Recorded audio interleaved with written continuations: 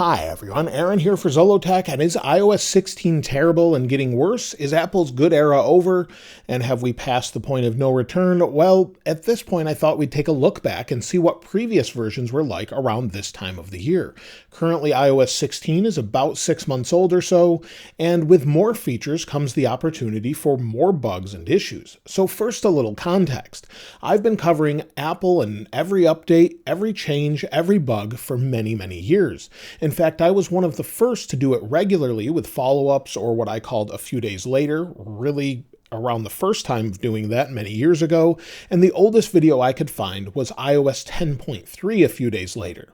So since I've been doing the follow-ups, I have a list of issues I could go back and look at and see what the status of bugs were like in previous iOS versions around the same exact time.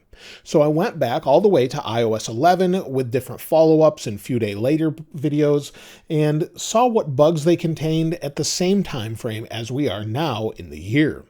And so starting with iOS 16.4, just so we have some sort of reference point, we currently have issues with weather. In fact, that's ongoing if you look at Apple's system status page, where it says, weather, some users are affected, the service may be slow or unavailable. Now that could be something on the back end, of course, with Apple having to fix it on their server, but also we've seen it for a few days after iOS 16.4 released. We've had issues with the widget not working with weather, we've seen weather not work altogether, and there's been overall just a lot of issues in general. Currently, there's Apple Music issues for some, with it crashing. We also have an odd issue with 16.4 with FaceTime, where the controls are not aligned properly. So if I start a FaceTime call, within the control center, the mic mode and video effects sometimes have misaligned icons there, or they were missing earlier on. For some, notifications were just squared off, or sometimes very stuttery as you scroll back and forth. And even when you have your AirPods connected, sometimes the volume just wouldn't work properly. Also, there's issues with the camera processing on the latest iPhones, so lots of little issues that are going on. Now, if we go back to the same time last year with iOS 15.4.1, we had things such as AirDrop issues. Sometimes it just wouldn't work. We're trying to AirDrop a file, whether that's a photo or something else, it wouldn't work. We had phantom touches where maybe the screen would move and we didn't really touch it much. We also had CarPlay issues, which were starting, and then a brightness bug where sometimes it would just stay on full brightness or full dark, and then you'd have to slide it up manually even if you're on auto brightness. Also, there were some lockups across the OS, so whether that's into an app or something else, we had lockups. So still some issues with iOS 15. If we go back to iOS 14, we had touch responsiveness issues, mostly with third-party apps. We still had some music crashing issues. Handing off to HomePod wasn't working properly, and AirPods sometimes would just unpair themselves and not work properly. So if you open them up, tried to use them, they would say they belong to someone else, and it looks like I need to charge these, but they would belong to someone else and just not work properly. So they wouldn't show up at all, and you'd have to repair them holding the button on the back to get them to pair. So that was something that was going on with 14. And we also had issues with black spaces in settings, control center, and music. So if you went into settings, sometimes there'd just be spaces or just empty space. If you were in maybe settings or if you were in music, you just have empty space there. And you also had that in the control center sometimes. And then with the latest phones, you had issues with green tint. So lots of little things here and there. Now, if we go back to iOS 13.4 at this time of the year, VPN issues were the issue at this point, where you would be connected to a VPN, but the data wasn't encrypted properly. We also would have some lockups in settings, and Bluetooth would crash when going into it via 3D Touch. So if you pressed and hold using haptic touch or 3D touch, go into Bluetooth, it would just crash sometimes. This was a well-known issue they fixed later, and that was it with 13.4. So we remember iOS 13 as being super buggy because it was when it first came out, but it was much better later on as they fixed it and patched it. But one thing that was really stable was iOS 12. And if we look at iOS 12, there's only 3 complaints at this point, and we were only on version 12.2. So iOS 12.2 was very stable. It had occasional freezing for some, but had good battery life. But that was the only complaint at this time, and we were only on version 12.2. The same is true around the same time with iOS 11. iOS 11.3, while we were a version past, had complaints of poor battery life and mail sometimes showing messages as unread that had been read. That was it. No other major issues, nothing really at all.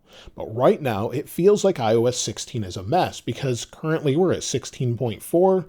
We're expecting 16.4.1 to help resolve the weather issue and maybe some other bugs, security updates, and more.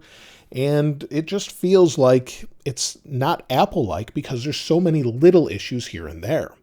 Now, as I said before, we have added complexity. So if we go back to iOS 3 or iPhone OS 3, you can see here if we go into settings on the current iPhone, just how many settings we currently have. So we have all of our settings and then we have different apps.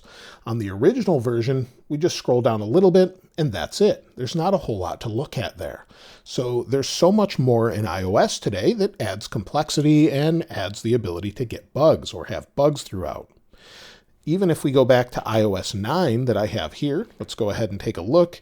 If we go into settings, we had a lot of settings and we were starting to get more and more, but we still had less than we do now. So complexity just keeps ramping up. We have iCloud now and much more. So iOS 16.4.1 should be soon to resolve some more issues. Of course, there's been more and more, but iOS 17 hopefully will add stability. We're thinking stability and then minor updates is what we're hearing. So we're seeing that we could have an updated control center. iOS 9 updated it or had one. iOS 10 updated that. And our current control center, I personally don't like. Some people like it, but I'd like to see it more organized, maybe in sections or something a little bit different. So I do think this will be updated. I'm not sure what else Apple will do, but I think stability is the focus. And so is iOS 16 terrible? Well, yes and no. It does what we want every day, typically gets us through the day, and is a highly sophisticated version of an OS. There's a lot going on here, not just this, but iPadOS, talking to the watch with watchOS, and much, much more. So yes, it's not that great right now, but I don't think Apple's good era is over. I think they've been listening, not just to these videos, but many other videos, the different complaints in the feedback app, and much more. And I think they're really working on making it stable. I think stability is key as we're getting less and less features and innovation as we're reaching maturity. Just like Windows and Mac, and maybe Linux, right now, we're reaching maturity with iOS and Android. There's not a whole lot more to do other than maybe split view or updates to visual changes. So at this point, I think 6 months later, it's not great. Definitely could be better, and I think we will get better. But I think that stability focus would be key, so we'll have to see that in June. So I thought I'd just bring this up, see what you think about it, and take a look back just to see overall reliability. Yes, it's gotten worse over time. Sometimes it's better, sometimes it's worse. I'd say with iOS 14 it was a little worse, got a little bit better with iOS 15, and then really bad with 16.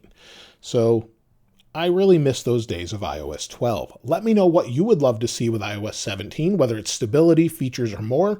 Let me know in the comments below. I'll link this wallpaper in the description like I normally do, and if you haven't subscribed already, please subscribe.